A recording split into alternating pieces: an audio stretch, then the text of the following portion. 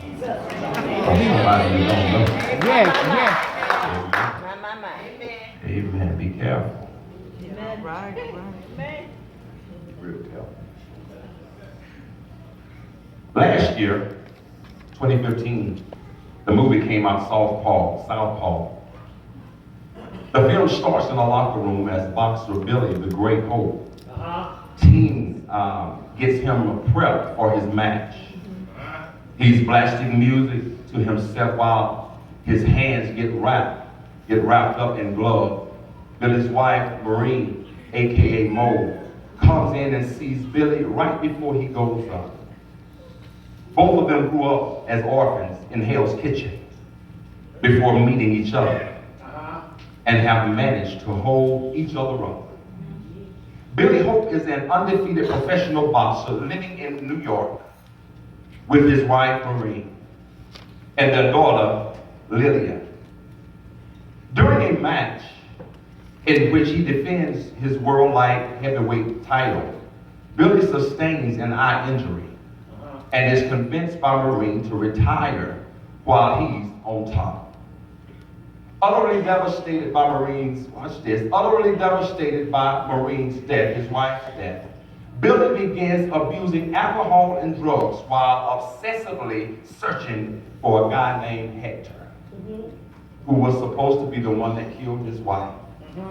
He continues to spiral out of control and nearly dies after crashing his car while driving intoxicated, which also causes him to lose custody of his daughter, Lillian, who is put under care of Child Protective Services.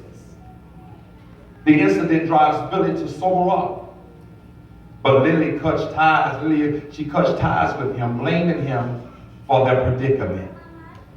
Billy gets a job as a cleaner at a gym owned by a seasoned boxer named Titus Tick Willis, and eventually convinces Tick to become his trainer.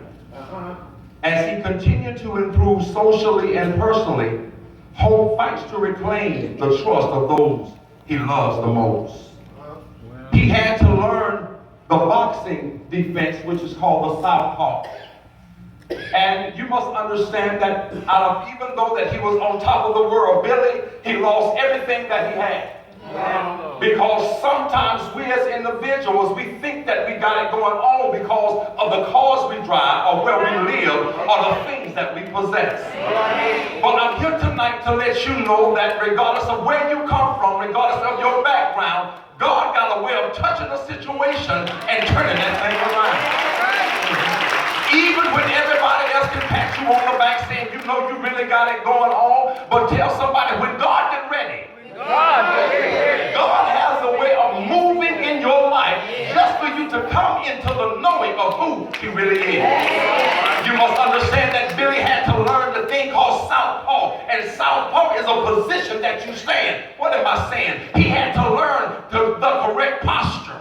Oh man, you must understand by him being undefeated, he was on top of the world, but he still didn't really know how to stand and give God praise.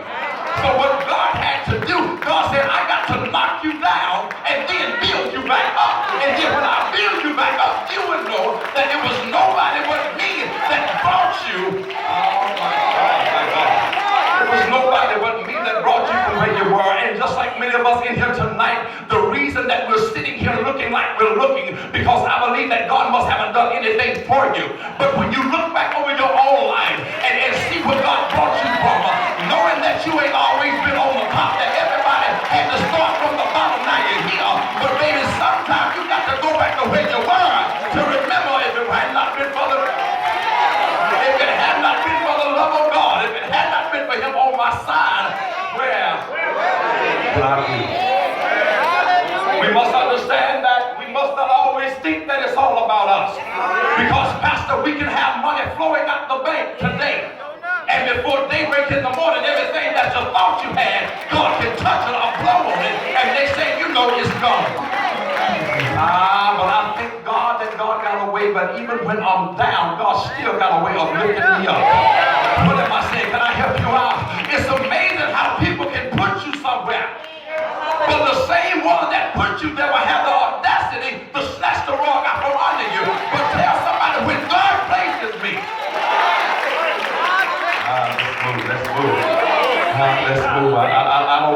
you already been devastated enough to know exactly what God can do. Because I believe that I at least got about 50 people in here who will say, Pastor, I got a testimony. I went through 12 years of hell just to get a 3-minute testimony. Is there anybody in here that got a real testimony when you know the enemy literally trying to take you out? But tell somebody, but God, he had a way of showing up when I thought that everything was all over with. God got a way. You must understand now that praise is never produced if you don't never go through life. You must understand that in order for your praise to get perfected, God said, I got to take you through some hell. Now ain't it amazing how everybody want to live the lavish life, but nobody want to suffer? Ooh, the Bible said, if you suffer with me, you'll reign with me. So what am I saying? That while I'm down, God, teach me how to praise you. Teach me how to love you. Teach me how to lift my hand.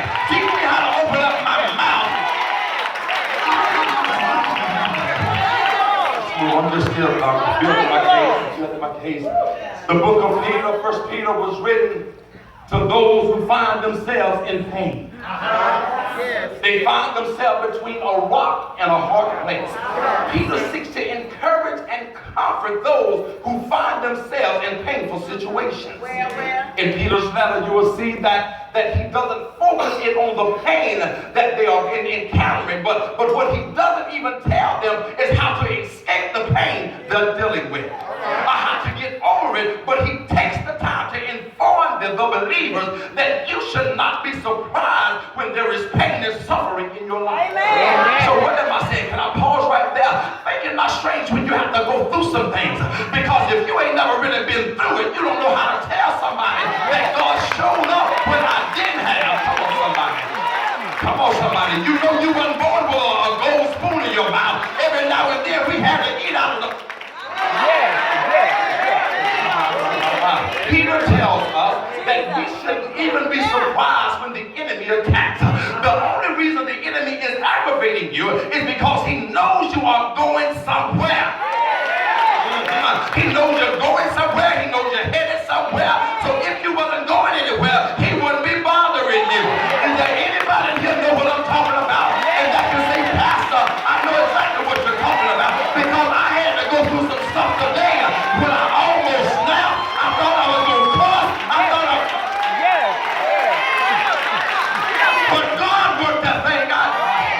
Ooh, I know y'all a little bit too deep. But every now and then, when the enemy rubs you the wrong way, sometimes you'll forget you saved. But I love God so much that even when I forget and I open my mouth and want to say something wrong, God will allow something else to come out. Oh, can I help y'all out? Do we got any cussers in the house? I figured, hey, God got a way. Yes, sir, yes, sir. Church folk, push them over in the corner. Baby, they'll let you know what's really going on. But tell somebody, my God.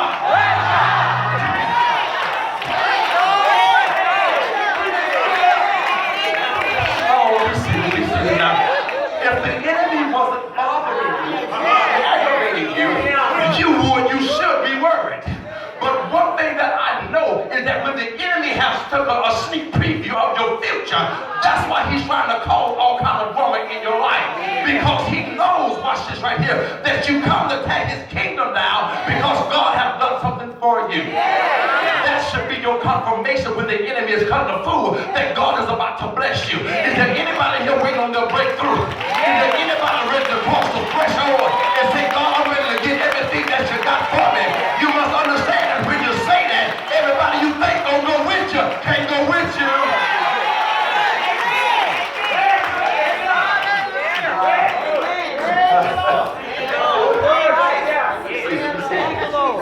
The enemy doesn't mess with anyone who ain't got nothing.